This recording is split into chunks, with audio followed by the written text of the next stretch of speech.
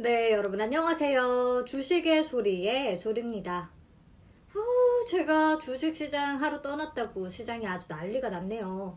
코스피 지수가 2400선 부근까지만 가면 계속해서 불안한 양상이 나타나고 있는데요. 한국도 그렇고 미국, 유럽 모두 코로나 확산세가 이어지고 있는 와중에 백신과 치료제 임상이 줄줄이 중단되고 있고요. 미국 경기 부양책 진전이 영 없고 이러니까 지수가 충분히 더 올라갈 만한 모멘텀이 없기 때문에 악재에 더 민감하게 반응하는 것 같습니다. 네, 어제 맑은 공기 싹 마시고 와서 기분 좋게 시작하려고 했는데 오늘 좀 우중충하네요. 네, 14일 싹쓸이 또 화면으로 함께 보시죠. 존슨앤존슨이 백신 후보 물질의 임상 3상 시험을 중단한다고 밝힌 지 하루 만에 또 일라이 릴리도 항체 치료제의 후기 임상을 안정성 문제로 중단한다고 밝혔죠. 이에 투자 심리가 악화되기도 했고 또 국제 신용평가사 피치가 미국 대선이 혼란 양상을 보일 경우 미국의 국가 신용 등급에 부정적인 영향을 받을 가능성이 있다고 경고한 점도 부담으로 작용을 했고요. 오늘 또 부산의 한 요양병원에서 코로나 집단 감염 소식도 전해졌고 시장이 이렇게 하락하자 여러 부정적인 요인들을 더 찾아 나서는 모습이에요. 외국인과 기관 동반 매물 출회에 0.94% 하락 마감했고요. 겨우 2380선에 턱걸이했습니다. 네, 코스닥 지수는 낙폭이 더 큰데요. 코스닥 업종 대부분이 하락했고 시총 상위 종목들도 대부분 약세를 기록했어요. 파란색을 너무 많이 본 하루네요. 네, 코스닥은 1.2% 빠졌고요. 861.48포인트의 거래를 마쳤습니다. 네, 수급 자세히 보시면요. 코스피 시장에서는 이틀째 지수가 하락하니까 개인들이 다시금 주식을 사들이는 모습이 나타났고요. 외국인과 기관은 동반 매도 우위를 보였습니다.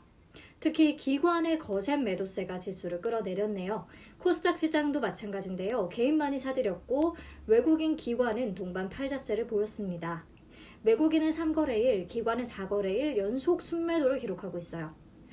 이제 팔기도 많이 팔았으니까 다시 좀 사주면 안 될까요? 이런 장에서 그래도 외국인들 산 종목은 뭘까요? 외국인 순매수 탑5. 코스피 1위는 삼성전자, 2위는 네이버, 3위는 CJ 대한통운, 4위는 LG 디스플레이, 5위는 대한항공입니다. 자, 코스닥 1위는 시젠, 2위는 ST팜, 3위는 랩지노믹스, 4위는 HLB, 5위는 알서포트입니다. 외국인들 코스피 시장에서 삼성전자는 그래도 줄기차게 사들이네요. 네이버와 CJ 대한통운은 특징주로 뒤에서 짚어보도록 하고요. LG 디스플레이 내용 한번 같이 보겠습니다. 3분기 흑자 전환 전망에 소폭 상승했는데요. 6개 분기 만에 매출은 증가, 그리고 7개 분기 만에 흑자 전환이 전망된다는 하나금융투자의 리포트가 나왔습니다. 글로벌 TV 수요 강세에 따른 LCD 패널 가격 상승과 OLED 신규 라인 가동 본격화 덕분이라고 하고요.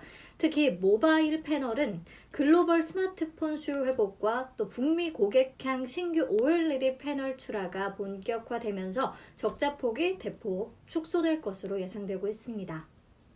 네, 다음 ST팜 볼게요. ST팜은 동아소시오홀딩스의 계열사인데요. 4분기에 실적 반등을 예고하고 있습니다. 전 세계적으로 품귀 현상을 빚고 있는 올리고 핵산 치료제의 원료 의약품을 본격적으로 생산, 공급하기 시작했다고 하네요. 올리고산 핵산 치료제는 동맥경화, 고혈압, 당뇨, 비형 간염 등 다양한 만성질환 분야에 활용이 됩니다. 네, ST팜이 2018년에 올리고 핵산 치료제 시장의 성장성을 내다보고 2018년 말에 전용 공장을 완공했고요. 지난해 4월부터 임상 3상용 원료 본 생산에 돌입했고 올해 하반기부터는 상업화용 대량 생산을 시작했어요. 네, 근데 최근에 수주가 잇따르면서 수요 물량이 급속히 증가하고 있다고 합니다. 네, 다음으로 기관 순매 스탑 5 종목 볼게요. 코스피 1위는 SK텔레콤, 2위는 한국전력, 3위는 이마트, 4위는 삼성전기, 5위는 두산중공업이고요. 코스닥 1위는 캠트로닉스, 2위는 KMH, 3위는 매드팩토, 4위는 비나텍, 5위는 미래컴퍼니입니다. SK텔레콤부터 볼게요. SK텔레콤이 모빌리티 사업을 물적 분할한다는 뉴스가 떴어요. 아직 확정은 아니고요. 이르면 내일 이사회를 열어서 안건을 논의한다고 하는데요. 사업 분사를 통해 티맵을 중심으로 플랫폼 택시 사업부터 인공지능, 자율주행, 쇼핑까지 국내 최대 규모의 종합 모빌리티 기업으로 육성한다는 계획입니다. 근데 뭔가 안 좋은 기억이 떠오르지 않으세요? LG화학. 물적 분할을 선택하면서 많은 주주들의 분노를 샀고 그래서 70만 원대이던 주가가 훅 떨어졌잖아요. LG화학의 학습 효과 때문인지 오늘 SK텔레콤의 주가가 6.8%까지 급락하기도 했는데요. 또 여러 가지 자료들을 읽어보다 보니까 LG화학과 차이가 분명히 있기는 하더라고요. 저는 사실 오늘 SK텔레콤 손절하기는 했는데 약간 후회가 되기도 하고 공부를 해도 잘 모르겠어요, 사실. LG화학은 배터리를 보고 투자한 분들이 워낙 많았고 이미 아주 유망한 사업 부문을 떼어내서 결국 또 IPO까지 계획을 했잖아요. 배터리 부문을 키우기 위해서는 막대한 자금이 필요하기 때문이죠. 그래서 물적 분할을 하면 LG화학이 LG에너지솔루션을 100% 지배하는 구조이기는 하지만 결국에 LG에너지솔루션이 신규 상장을 하면서 주식을 또 새로 찍어내면 LG화학의 지배력도 약해지고 LG화학의 기존 주주들의 지분 가치도 희석이 되고 이 부분 때문에 기존 주주들이 완전 뿔이 났었죠. 주가는 그 실망감을 다 반영했고요. 하지만 SK텔레콤은 모빌리티 사업을 보고 투자한 분들이 많지는 않을 거라고 사실 생각을 합니다. 아직 시작 단계의 사업 부문이고요. 이번 물적 분할을 통해서 제대로 키워보려는 계획인 것 같기는 해요. 그러니까 신규 사업 부문의 IPO가 궁극적인 목표는 아니라는 거죠. LG화학처럼. 아무래도 SK그룹의 지배구조 개편을 위한 움직임으로 보이는데 SK 밑에 SK텔레콤 중간 지주사를 만들어서 그 밑에 SK모빌리티, SK하이닉스, 11번가, 원스토어, ADT 캡스 이런 것들을 놓이게 하는 거죠. SK텔레콤이 여전히 신설 법인을 100% 지배하기 때문에 지분 매각으로 자금 확보도 쉽게 할 수 있고요. 또 사업도 더 효율적으로 진행할 수 있고 이런 다양한 단점들이 있기는 한데 이 지배구조 얘기를 하려면 시간이 너무 길어질 것 같아서 따로 내용을 다루던지 해야 될 것 같아요. 결론적으로 배터리 사업 부분을 키우기 위해서 돈이 필요했던 LG화학의 경우와는 다르기는 하다는 건데 오늘 시장의 반응을 보니까 여전히 물적 분할에 대한 거부감을 투자자들은 크게 느끼는 듯 하고요. 또 분사할 모빌리티 사업의 전망에 대한 불확실성도 굉장히 커서 더 떨어진 것 같아요. LG화학은 그래도 배터리 부분이 잘 나갈 거라는 확신이라도 있었지 SK텔레콤의 모빌리티 부분이 잘 될 거라는 확신은 없다는 거죠. 오늘 특히 외국인이 엄청 팔았어요. 불확실성 자체가 싫은 듯 합니다. SK텔레콤 내용은 확실히 더 살펴봐야 할 것 같습니다. 네, 다음은 캠트로닉스인데요. 폴더블과 자율주행 부문의 성장성이 가시화되고 있다는 분석입니다. 캠트로닉스의 주요 사업 부문은 전자부품, 무선충전, 디스플레이, 케미칼, 자율주행으로 구분되는데요. 우선 삼성전자의 무선충전기 세트 업체로 선정이 돼서 하반기부터 양산이 본격화될 것으로 보입니다. 그리고 디스플레이 패널용 유리를 얇게 깎는 기술을 보유하고 있는데 이 기술을 바탕으로 폴더블 스마트폰에 사용되는 초방막 강화 유리 가공 기술을 개발 중이거든요. 폴더블 스마트폰 시장이 커지면서 이 부분의 성장성이 가시화될 것이라는 전망입니다. 네, 그리고 자율주행의 핵심인 첨단 운전자 지원 시스템 관련 기술도 보유하고 있는데요. 지난 7월에 전장용 카메라 센서를 보유한 KSS 이미지 넥스트를 인수했거든요. 토털 솔루션을 공급할 수 있는 모빌리티 전문 업체로의 성장 발판을 마련했다는 평가입니다. 네, 그리고 매드팩토는 벡토서팁과 면역 항암제의 병용 투여법과 관련해 특허를 취득했어요. 벡토서팁은 종양 미세 환경에서 면역 억제 그리고 암세포 전이 및 암 조직 주변에서 기질 생산을 통해 항암제나 면역세포의 침투를 막는 특정 물질을 저해하는 역할을 하는데요. 면역항암제와 병용 투여하면 벡토서팁의 이 종양 미세 환경 조절에 따라서 면역항암제가 보다 효과적으로 종양을 공격할 수 있다고 하네요. 그러니까 쉽게 정리를 하면 벡토서팁이 면역항암제가 종양을 더 쉽게 공격할 수 있도록 돕는 역할을 한다는 소리예요. 네, 오늘 앞에서 얘기가 좀 길어졌으니까요. 특징주 빠르게 만나보도록 하겠습니다. 첫 번째 종목은 탄소 배출권 관련주입니다. 바이든 대통령의 여론조사 우세 속에 이산화탄소 배출량 제로 공약 기대감에 유독 강세를 보였는데요. 조 바이든 후보는 4년간 2조 달러를 에너지 분야에 투자하는 것을 골자로 하는 에너지 분야 대선 공약을 발표했고요. 해당 공약에는 2035년까지 미국 전력 분야의 이산화탄소 배출량을 제로로 만들겠다는 내용이 담겨진 것으로 알려집니다. 이 소식에 한솔, 홈데코 상한가까지 치솟았고요. 게시코트렐, 이건산업, 에코바이오 등 탄소 배출권 테마가 강세를 보였습니다. 네, 다음 종목은 KPM테크와 텔콘 RF 제약입니다. 투자사 휴머니젠이 개발 중인 코로나19 치료제가 미국 국립보건원이 진행하는 임상 프로그램에 선정됐다는 소식이 전해졌습니다. 미국 내 40개 지역에서 코로나19 환자를 대상으로 실시되고요. 위약과, 그러니까 가짜약과 렘데시비르, 그리고 휴머니젠의 렌질루맙을 비교하는 테스트를 포함하고 있습니다.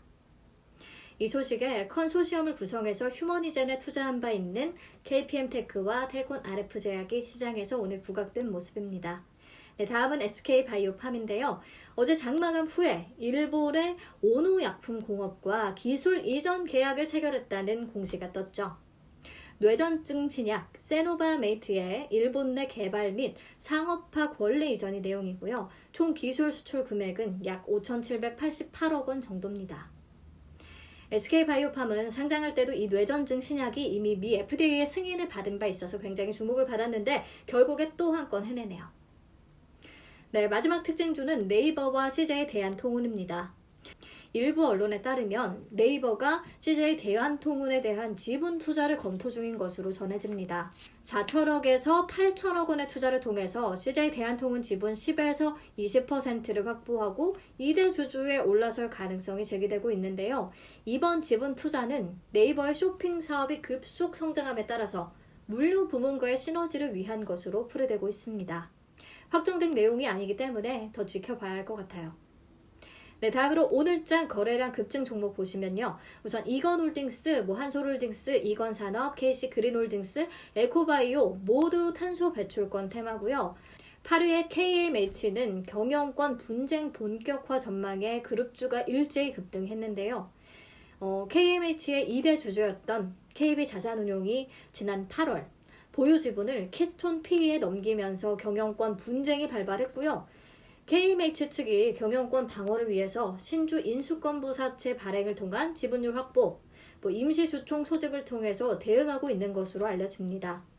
KMH 하이텍, 아시아경제 모두 올랐네요. 네, 그리고 10위의 대봉 LS는 빨간 약으로 불리는 포비든 요오드가 코로나19 바이러스를 퇴치한다는 연구 결과가 잇따라 발표되면서 관심이 집중되고 있는데요. 대봉 LS는 포비든 요오드의 원료를 공급하고 있거든요. 하지만 포비든 요오드의 매출 증가가 큰 실적 기여로 이어질지는 여전히 미지수고 또 사람에 대한 임상 효과를 확인한 것이 아니기 때문에 주의가 필요합니다. 네, 마지막으로 오늘도 시간의 단일가 특징주 보면서 싹쓸이 마무리하세요. 네, 저는 개인적으로 오늘 SK텔레콤 손절하고 영 찜찜한 하루였는데요. 왜 굳이 인적 분할이 아니라 물적 분할을 택했는지, 만약에 공정경제 3법이 통과된다면 SK하이닉스의 지분을 추가적으로 10% 취득하게 될지, 그렇다면 그 자금은 또 어떻게 마련을 할 것인지, 물적 분할을 하게 되면 SK하이닉스가 여전히 손자 회사로 남게 되는데 그렇게 되면 공정거래법에 따라서 다른 회사를 인수합병할 때 그 해당 회사의 지분을 100% 보유해야 한다는 그런 불리한 규정을 계속 따라야 하는데 왜 굳이 이런 선택을 한 건지, 그렇다면 이후에 SK텔레콤과 SK가 합병을 해서 그 밑에 SK하이닉스를 그냥 자회사로 둘지, 이렇게 깔끔하게 제가 해답을 찾을 수 있는 부분이 없더라고요. 혹시 관련 내용 잘 아는 분이 있으면 저 좀 알려주세요. 댓글로 좀 남겨주세요. 오늘 하루 종일 자료를 찾아봐도 잘 모르겠더라고요. 네, 아무튼 시장이 이틀 연속 빠지면서 우리를 힘들게 했으니까 내일은 빨간 불 좀 봤으면 좋겠네요. 오늘도 빨간 옷 차려 입었는데 어떻게 되는지 한번 봐야겠어요. 확률을 따져서 진짜 빨간 옷 입었을 때 다음날 오르면 제가 맨날 빨간 옷 입고 방송하려고요. 네, 그리고 내일은 우리의 빅히트 상장하는 날이니까요.